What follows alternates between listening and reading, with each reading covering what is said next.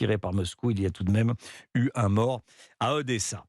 De cette guerre en Ukraine, il sera évidemment question dès demain à Hiroshima. C'est dans cette ville japonaise, marquée à jamais bien sûr par le bombardement atomique de 1945, que va se tenir le sommet du G7 pendant 3 jours.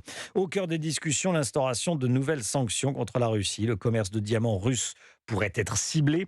Jacques Serret, vous êtes l'envoyé spécial d'Europe 1 à Hiroshima.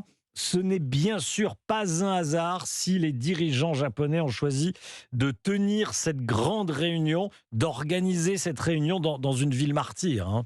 Oui, avant même de se mettre autour de la table des négociations, les chefs d'État et de gouvernement visiteront le mémorial de la paix d'Hiroshima, un lieu qui ne peut laisser personne indifférent. Dès l'entrée de ce musée, le bruit du souffle de la bombe vous saisit.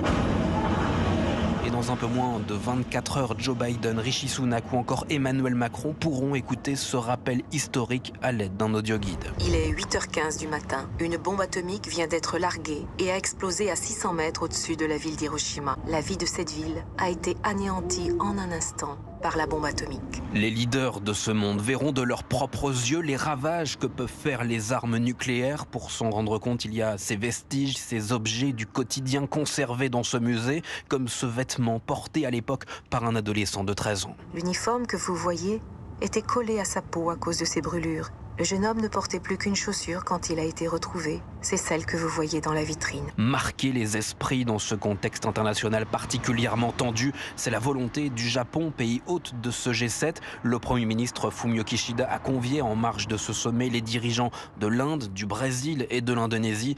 Il s'agit de convaincre ces États non alignés à prendre parti sur la Russie, mais aussi sur la Chine.